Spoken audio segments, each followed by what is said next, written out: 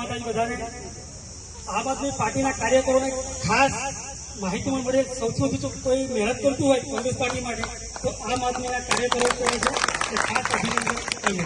અહીંયા લાઈનમાં બેઠેલા બધા જ ગુલાબસિંહ રૂપી નેતાઓ, સામે બેઠેલા બધા જ ગુલાબસિંહ રૂપી કાર્યકરો, બધાને મારી વિનંતી છે. ખાલી બે જ હું બોલું છું કારણ કે મારા એક એવો મિત્રનો આજે મેરેજ છે, હાલમાં એ ઘોડા પર બેસવાની તૈયારીમાં છે કે જે વ્યક્તિ મારા માટે જેલમાં પણ આવતું હોય, દરેક જગ્યાએ આવતું હોય, તેમ છતાં પરિવાર માટે આવ્યો છું. એક જ વસ્તુ ખાસ કહેવા માંગુ છું, આજે બધા માટે, ખાસ તો શેરા તાલુકા માટે કહેવા માંગુ છું અને આમ તો પંચમહાલ અઢાર લોકસભા માટે કહેવા માંગુ છું. પહેલા તો બાલાસિનોર, ઠાસરા, લુણાવાડા એ 3 તાલુકા ફિટ 90% કોંગ્રેસ હાલમાં ચાલે જ છે. ઓછી મહેનત હોય તો શેરા 50% બધા ચાલે છે. ઓછી મહેનત હોય હાલમાં તો કાલોલ, હડપ મોરવા અને શેરા, એમાં હું બી આવી ગયો એટલે હું બી ફૂલ સ્વીકારું છું.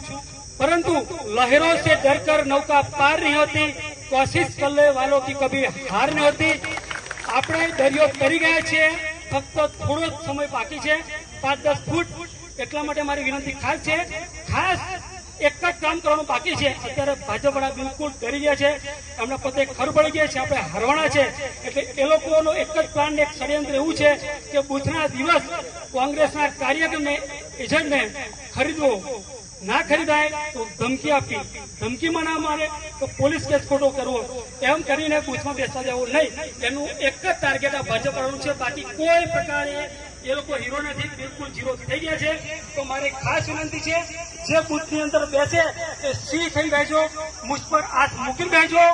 ભલે પંડા સાહેબ કહેતા હોય, પરંતુ હું કહું છું તો બ્રાહ્મણ છે, હું તો બોલું છું, શસ્ત્ર હાથમાં રાખવાનું, ચિંતા કરવાની જરૂર નથી.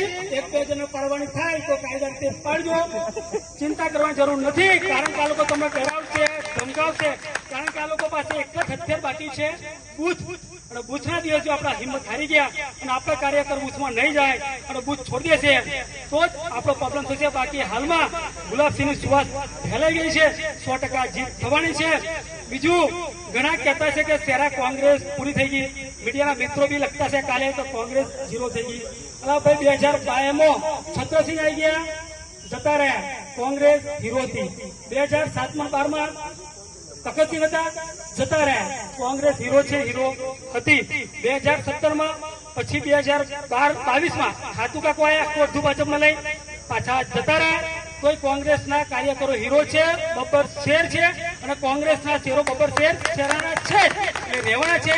એટલે 2-4 વ્યક્તિનો જવાથી કોઈ ફરક પડતો નથી, ટેન્શન રાખવાની જરૂર નથી. શેરામાં એજન્ટો અમારા સ્વબુથમાં નથી રહેતા, તેમ છતાં બાગડ બિલ્લોને જીતતો ના કે દમ આવતો હોય તો ખાલી બીજા બાકી 40 બુથ જો હાચવી જઈએ ને તો એમને શેરામાં 80,000 વોટ આપણે લઈ શકીએ તેમ છીએ. અને હાલમાં ચિંતા કરવાની કોઈ જરૂર નથી, ટેન્શન રાખતા નહીં. આ પાર કે પેલી પારની લડાઈ લડવાની છે અને હું નીકળું છું. જય હિન્દ, જય ભારત.